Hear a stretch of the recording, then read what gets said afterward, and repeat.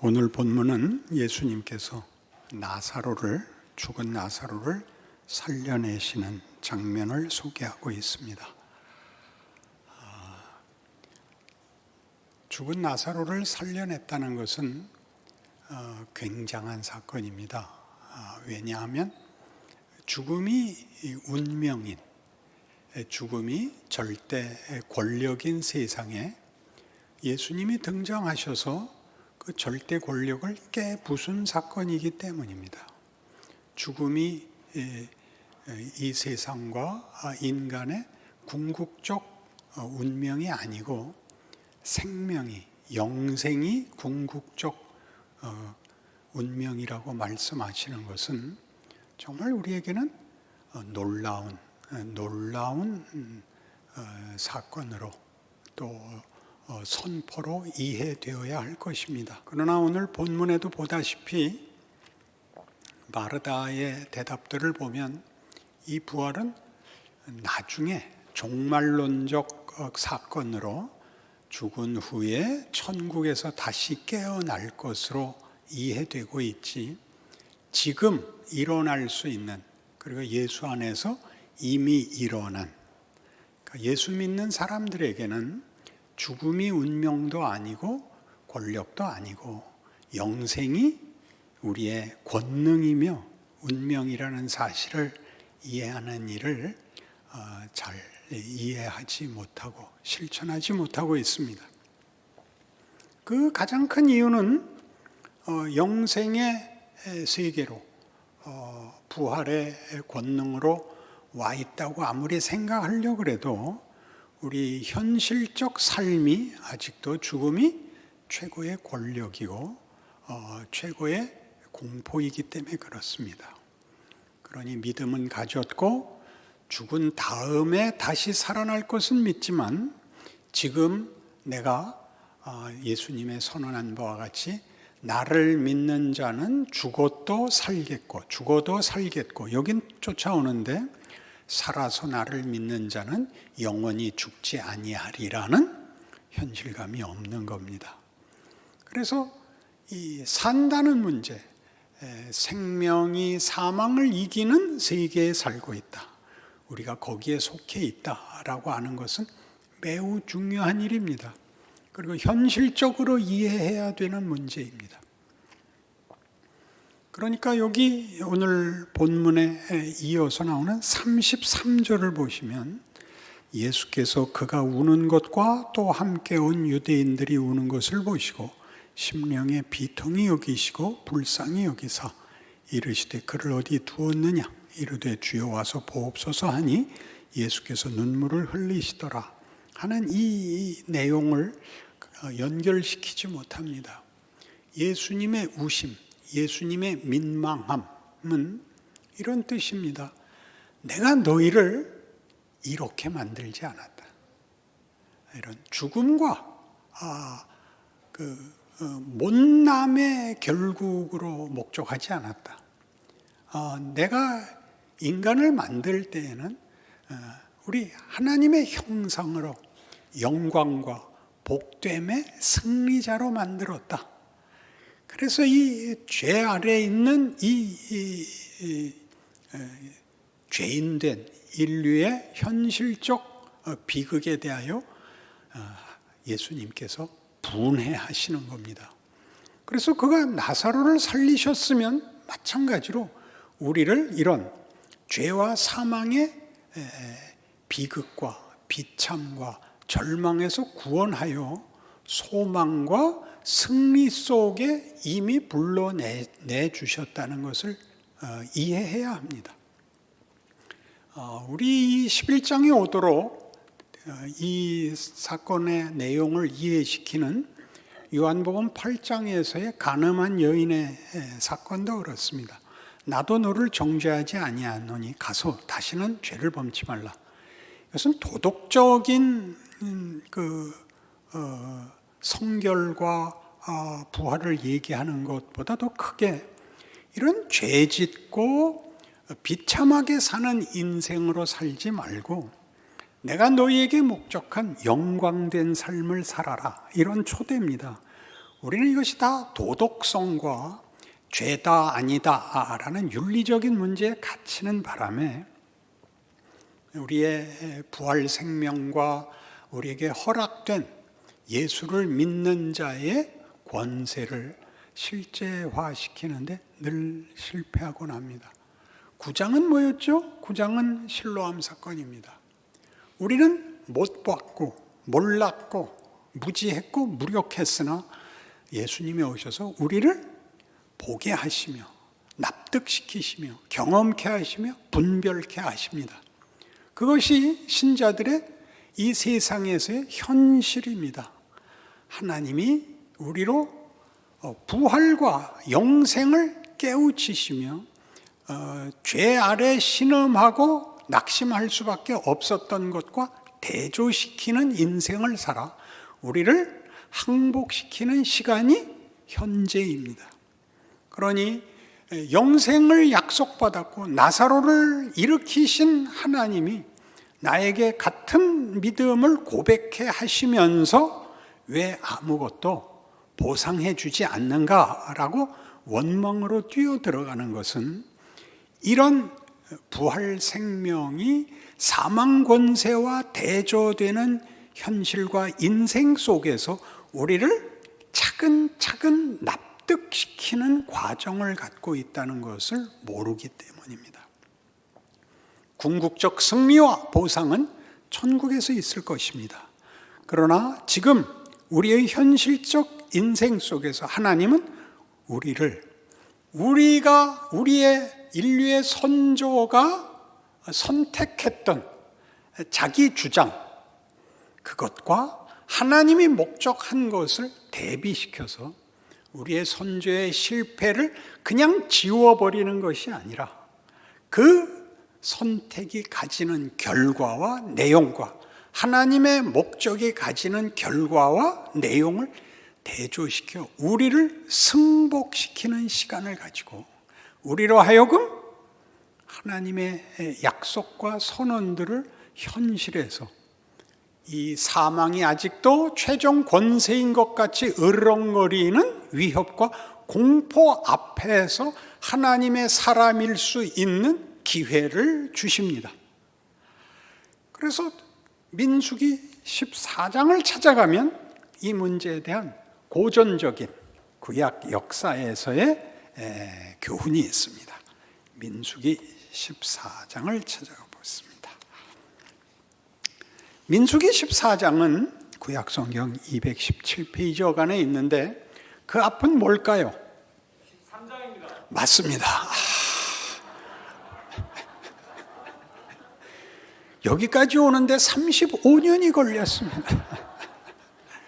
여러분 뇌를 경직 상태에서 좀 풀어놓고 싶어서 그렇습니다. 민수기 13장은 유명한 사건이 기록되어 있기 때문에 기억해야 할 장입니다.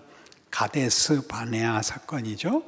가데스 바네아라는 곳에서 가나안을 들어가기 위하여 12 정탐꾼을 파견했던 자리이고 실패했던 자리입니다. 12명의 정탐꾼 중에 10명이 그 땅을 악평하고 못 들어가겠다고 반발해서 여호수아와 갈렙의 그 권면에도 불구하고 모두가 다 울며 밤새도록 원망하고 들어갈 것을 포기하고 하나님 앞에 벌을 받게 되는 자리입니다. 그 13장 이 사건으로 인하여 그들은 홍해를 건넌 20세 이상의 성인 남녀는 다 광야 40년 동안 죽어나가고 그 후세대가 들어가게 되는 것이죠. 그 부분을 여기 14장 11절 이하에서 이렇게 소개하고 있습니다. 여호와께서 모세에게 이르시되 이 백성이 어느 때까지 나를 멸시하겠느냐? 내가 그들 중에 많은 이적을 행하였으나 어느 때까지 나를 믿지 않겠느냐? 내가 전염병으로 그들을 쳐서 멸하고 네게 그들보다 크고 강한 나라를 이루게 하리라. 모세가 여호와께 여짜오되 애굽인 중에서 주의 능력으로 이 백성을 인도하여 내셨거늘 그리하시면 그들이 듣고 이 땅 거주민에게 전하리이다. 주 여호와께서 이 백성 중에 계심을 그들도 들었으니 곧 주 여호와께서 대면하여 보이시며 주의 그 구름이 그들 위에 섰으며 주께서 낮에는 구름 기둥 가운데서 밤에는 불 기둥 가운데서 그들 앞에 행하시는 것이니이다. 이제 주께서 이 백성을 하나같이 죽이시면 주의 명성을 들은 여러 나라가 말하여 이르기를 여호와가 이 백성에게 주기로 맹세한 땅에 인도할 능력이 없었으므로 광야에서 죽였다 하리이다. 이제 구하옵나니 이미 말씀하신 대로 주의 큰 권능을 나타내옵소서. 이르시기를 여호와는 노하기를 더디하시고 인자가 많아 죄악과 허물을 사하시나 형벌받을 자는 결단코 사하지 아니하시고 아버지의 죄악을 자식에게 갚아 3, 4대까지 이르게 하리라 하셨나이다. 구하옵나니 주의 인자의 광대하심을 따라 이 백성의 죄악을 사하시되 애굽에서부터 지금까지 이 백성을 사하신 것 같이 사하시옵소서. 모세가 2번 이 얘기를 하는 셈이죠. 처음 시내산에 올라갔을 때 백성들이 모세가 늦게 내려오자 금송아지 만드는 사건이 있었습니다. 그때 하나님께서 모세에게 야, 이 말 안 듣는 것들은 싹 죽이고 너로 새 민족을 만들겠다 그러자 그때 모세가 멋진 말을 했죠. 이 백성을 멸하시려면 제 이름도 생명책에서 지워주십시오. 그런 말을 했죠. 지금도 그럽니다. 이 말 안 듣는 것들 다 죽이고 너로 내가 새로운 민족을 만들겠다. 모세가 뭐라 그래요? 하나님, 그러면 여태껏 한 게 헛수고가 되지 않습니까? 하나님이 꺼낼 능력은 있고 드러낼 능력은 없다는 소리 왜 들으시려 그럽니까? 그러지 말고 한 번 더 참으시죠. 그렇게 말하는 굉장히 놀라운 장면입니다. 그러자 하나님이 그렇게 하기로 하십니다. 굉장하죠. 우리 인류 역사를 보면 다 망해야 됐던 적이 한두 번이 아닙니다. 그때마다 누군가 아마 이 기도를 한 것 같습니다. 하나님, 그냥 여태껏 이 몇천 년을 참아오셨는데 뭐 이런 거 갖고 그러세요. 그렇게 하나님 앞에 기도해야 되는 책임이 교회에 있는 셈이지요. 그래서 하나님께서 뭐라고 답하시느냐 하면 20절 여호와께서 이르시되 내가 네 말대로 사하노라. 그러나 진실로 진실로 내가 살아있는 것과 여호와의 영광이 온 세계에 충만할 것을 두고 맹세하노니 내 영광과 애굽과 광야에서 행한 내 이적을 보고서도 이같이 10번이나 나를 시험하고 내 목소리를 청정하지 아니한 그 사람들은 내가 그들의 조상들에게 맹세한 땅을 결단코 보지 못할 것이요 또 나를 멸시하는 사람은 한 사람도 그것을 보지 못하리라. 이런 굉장한 형벌이 주어집니다. 그들은 가나안에 못 들어가고 그들은 다 이 광야에서 죽고 말 것이다. 굉장히 엄한 벌을 내리신 것으로 보이지만 내용은 이것입니다. 내가 목적한 땅은 어떤 자격이 있어야 되는 조건으로 들어가는 게 아니라 그 내용을 채워야 되는 땅이다. 하나님의 구원은 하나님을 순종해야 불러내는 것이 아니라 하나님 앞에 부름을 받았으면 순종을 해서 복을 받도록 하는 것이 목표다.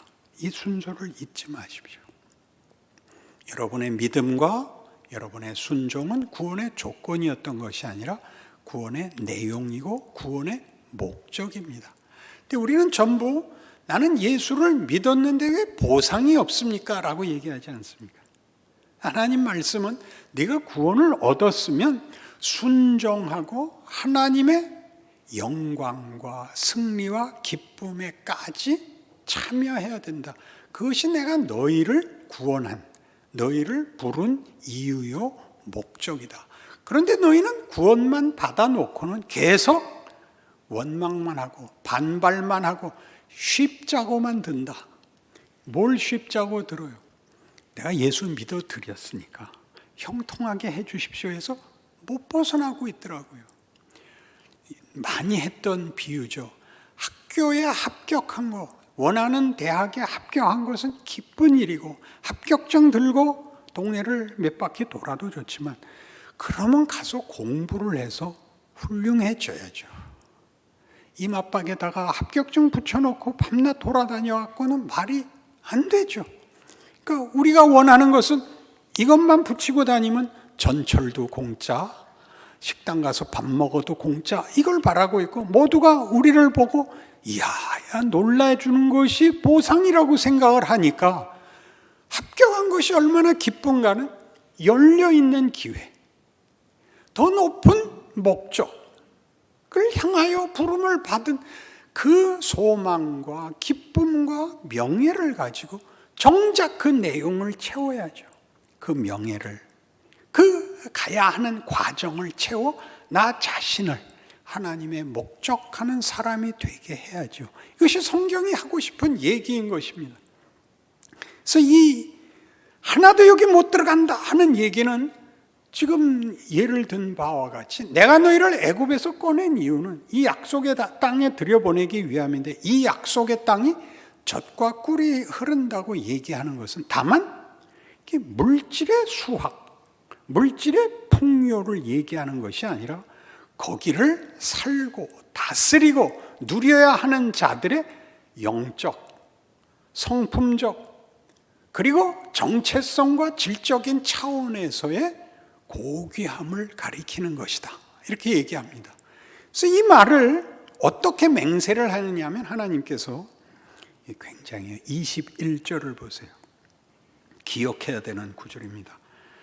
그러나 진실로 내가 살아있는 것과 여호와의 영광이 온 세계에 충만할 것을 두고 맹세하노니 라고 합니다. 하나님의 영광이 온 세계에 충만할 것이라는 건 뭡니까?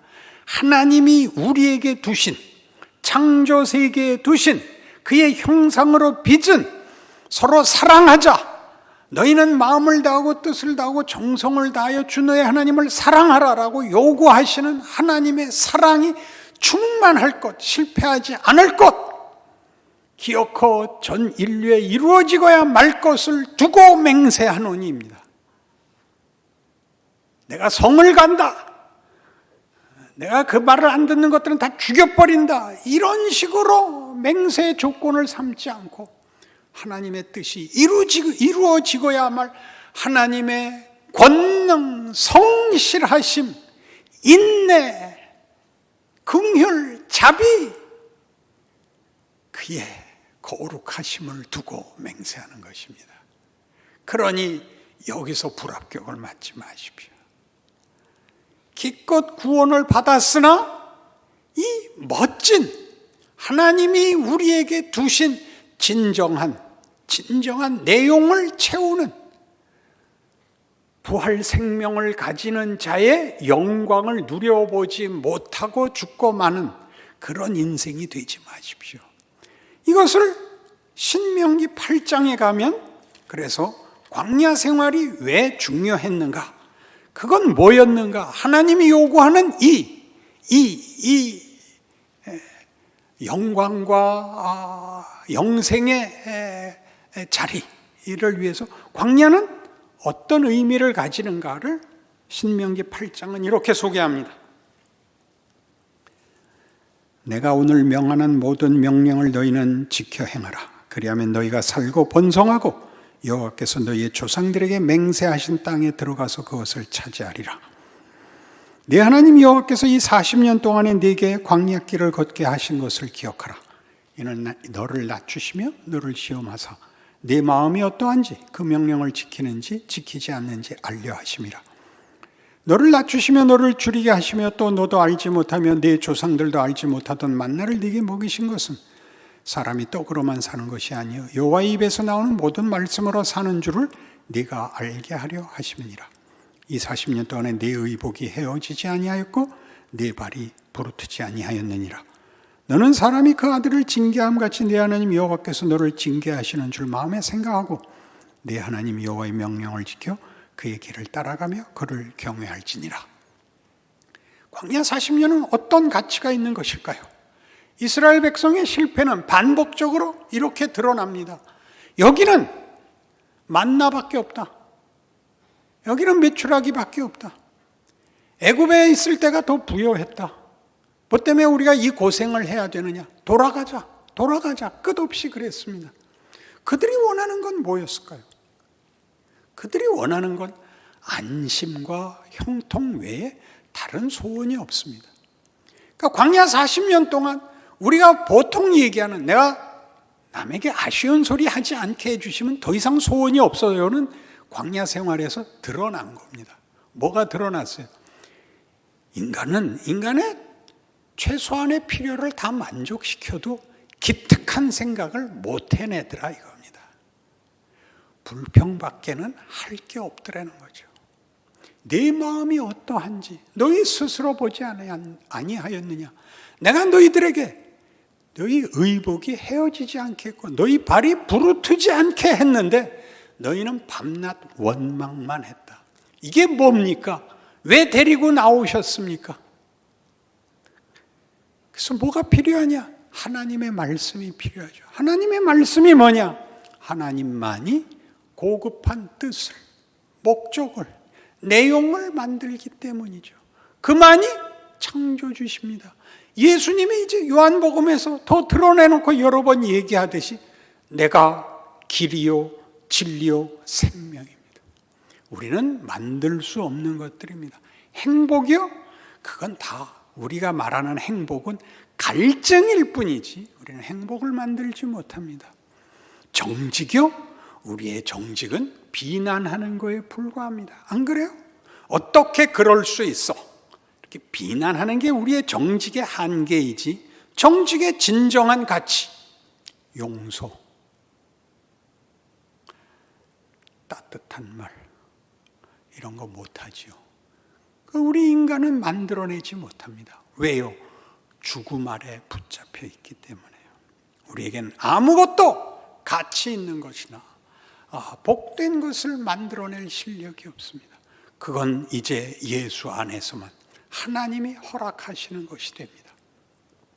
그래서 부활이라는 영생 속에 있다는 걸 제대로 이해해서 우리가 지금 죽음을 이기고 영생으로 약속된, 그래서 감히 기쁨과 감사와 위대함과 영광을 바라보는 자로, 약속된 자로 이 세상을 산다면, 이 세상이란 아직도 사망이 궁극적 권세인 것 같고 위협이고 공포인 속에서 그걸 이긴 지금의 이 자리, 현실에서 신자는 무슨 책임이 있는가? 무슨 책임이 있죠? 영생에 대한 책임이 있죠. 그게 무슨 가치가 있는가? 사망이 만드는 것과 영생이 가지는 약속 사이를 대조해 볼 틈이 있죠. 생각해 보세요. 부활의 경위를 제대로 이해하지 못하면 모든 기도는 고급한 주문에 불과하다. 고상한 독백에 불과하다. 부활 생명이 주어진 인생이라는 걸 알지 못하면 그저 뻔한 소리나 해서 이렇게 외면하고 도망가는 방법이 되고 만다는 거죠. 울어버리는 것도 울고 회개하는 것으로 영생에 책임 있는 삶을 밀어넣는 방법이 되고 만드는 거죠. 어쩌라고요? 뭘 어째요? 우리는 사망이 우리를 좌우할 수 없습니다. 우리만이 진리를 얘기할 수 있고 소망을 얘기할 수 있고 용서를 얘기할 수 있고 기쁨을 얘기할 수 있습니다. 그걸 하셔야죠. 기회 있을 때. 할 기회가 얼마든지 있잖아요. 반갑다. 보고 싶었다. 그게 뭐가 그렇게 어려워요? 누가 아첨을 떨래요? 이런 널려있는 일상을 살아내서 실제로 그것을 시간과 공간과 나라는 조건과 실체 속에서 여러분 스스로의 이름, 나 아무개가 처한 내 자리에서 나에게 주어진 도전 속에서 조건 속에서 살아내라고 나사로야 나오너라 이렇게 부르시는 겁니다.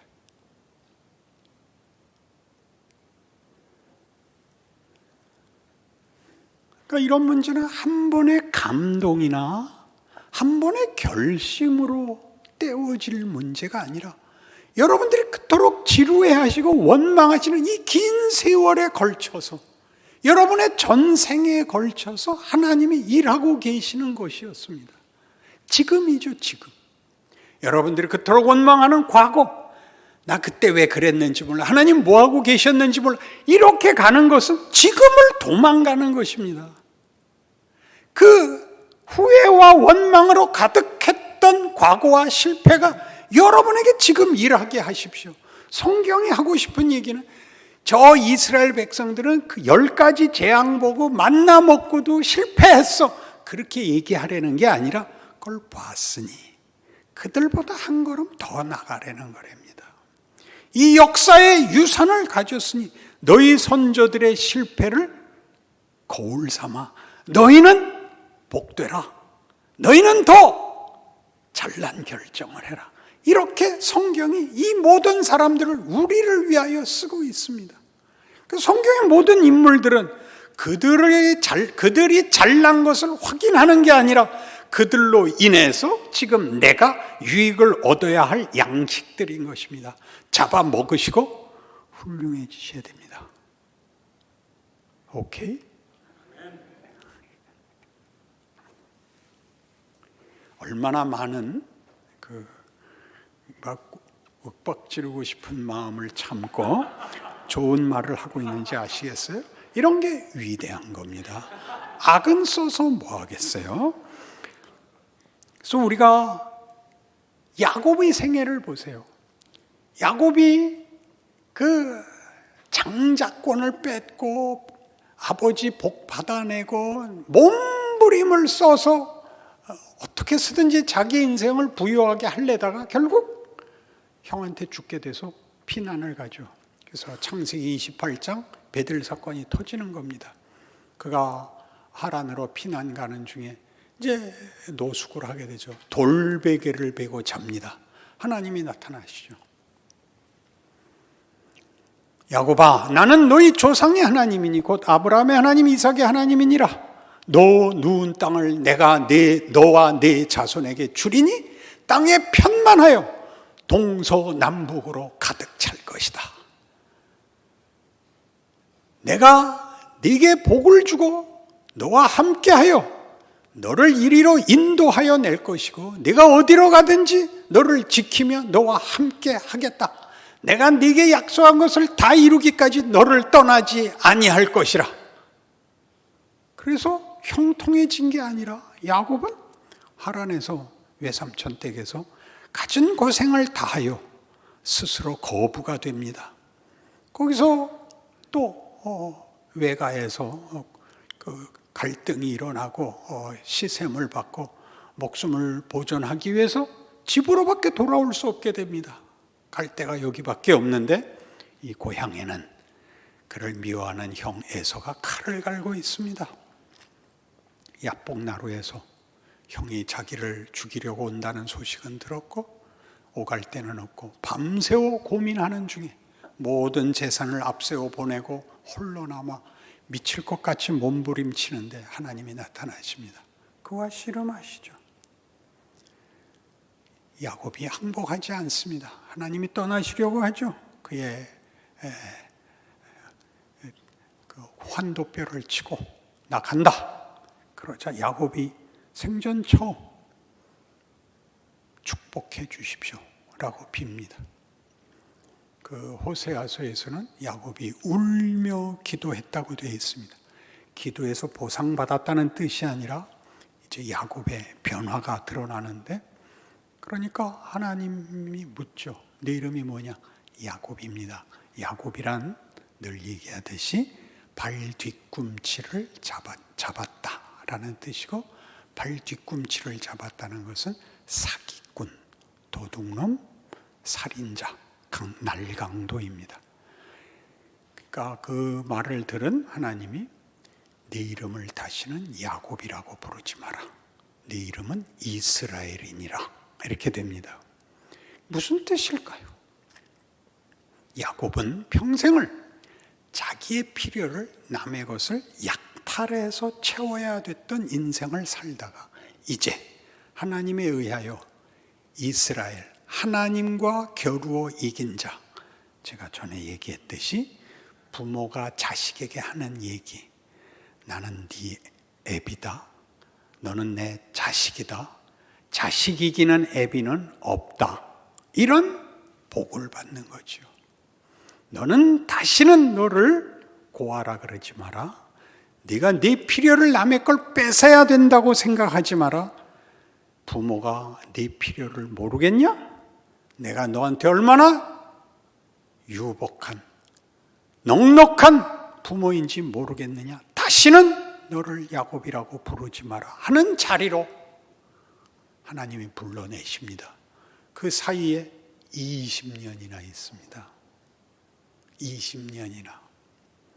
그래서 이 자리에 옵니다. 그 후는 어떻게 되죠? 별 볼 일 없이 삽니다.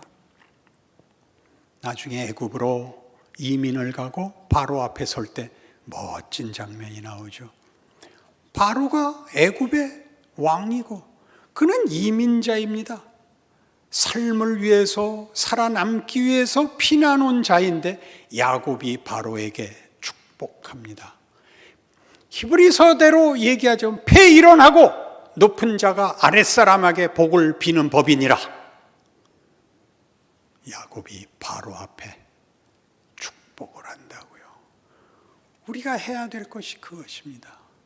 사망 권세에 떨고 있는 세상 앞에 우리만이 복을 빌 수 있는 자들이요, 그런 인생입니다. 하나님께서 우리를 완성하시며 우리가 가진 지위와 영생의 영광을 확인하시며 기회와 형편을 주시며 우리로 하여금 세상을 복되게 하시는 하나님의 은혜를 나누는 일을 맡기십니다. 이 귀한 인생을 사는. 그래서 지금 이 시간, 이 자리, 이 세상이 하나님이 나를 보낸 자리요, 하나님이 원하는 자리라는 것을 기억하는, 하나님이 기뻐하시는 목적과 내용과 증인의 자리에 부름받은 줄 아는 행복과 기쁨이 여러분을 이해시키고 여러분의 오늘을 살아내게 하는 귀한 하나님을 믿는 자녀의 복과 권능이 되시기를 바랍니다. 기도하십시다. 하나님 아버지 은혜를 감사합니다. 우리의 인생에 복된 것과 우리 존재의 귀한 것을 확인했습니다. 이기고 나누고 축복하고 용서하고 인내하고 충성되고 그리고 자랑하고 감사하겠습니다. 지금은 우리 주 예수 그리스도의 은혜와 하나님 아버지의 극진하신 사랑과 성령 하나님의 동행하심이 우리의 생애가 기적 속에 있음을 기억하고 충성과 자랑을 약속하고 돌아가는 심령들 위해 영원토록 함께 있을지어다. 아멘.